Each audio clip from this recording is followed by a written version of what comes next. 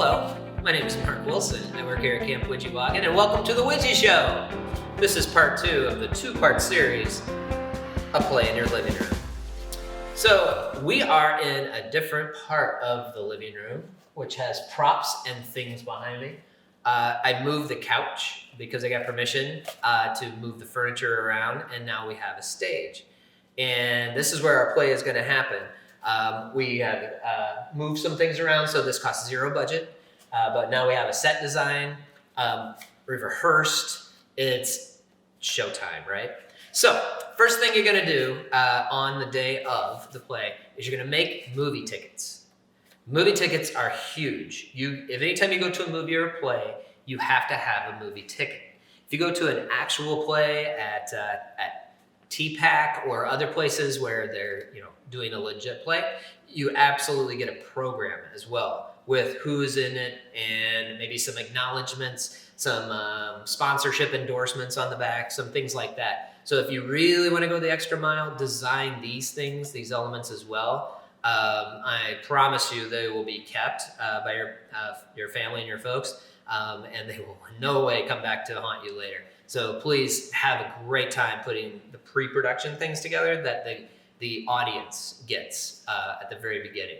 Having ushers is very important as well to let them know where to sit and make sure they feel welcomed. Beverages and foods and snacks are definitely allowed unless it's part of your play. If there's going to be water splashing on people, but if there's going to be some reason that they shouldn't have beverages or snacks, then you'll want to eliminate that problem.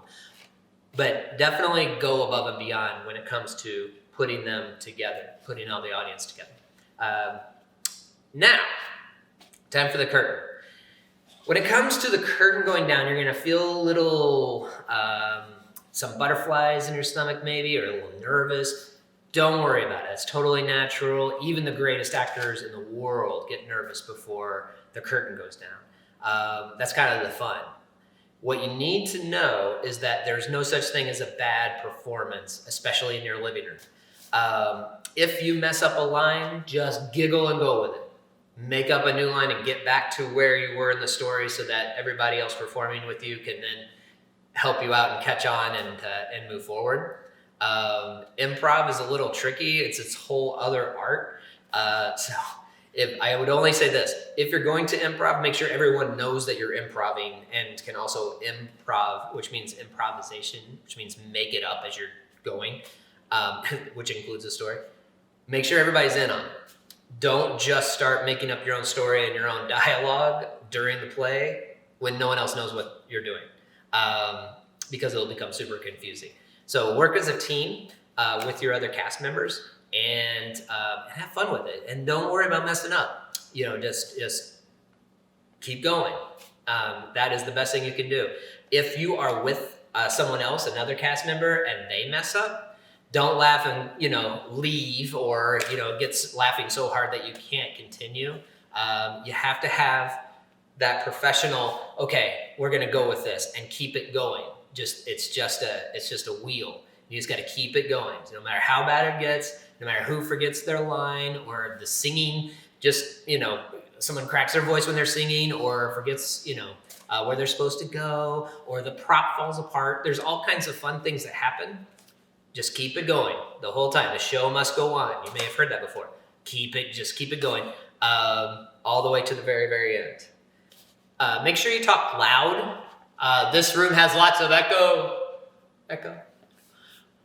So you still want to talk loud though, because you want the person in the far back to be able to hear what you're saying and how you're saying it, because that's part of the story.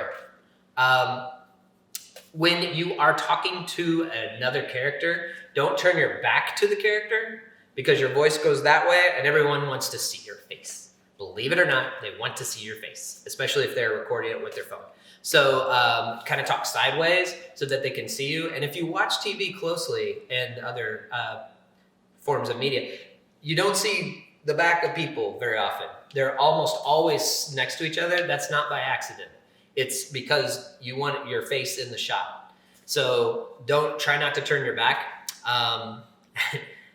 Can't say enough about If you giggle, keep going. That is, if you don't get anything else from part 2, just don't stop talking.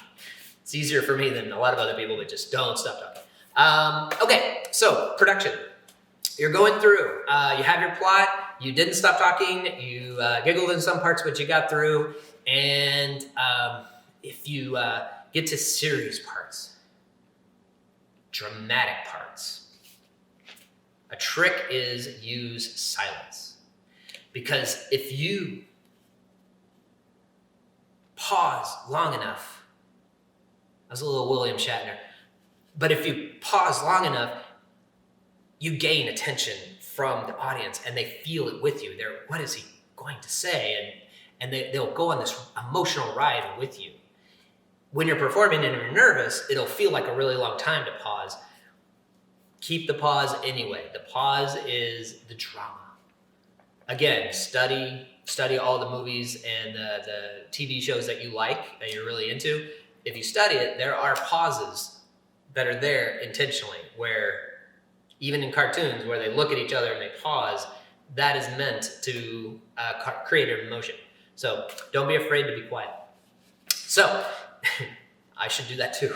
So as you go on through and you have gone through your story and you finished it up, no matter what you thought of yourself as a performer or what you thought of the play, even if it fell apart in places it wasn't supposed to, actually, especially if it didn't go as you think, at the very end, the most important thing you can do is bow.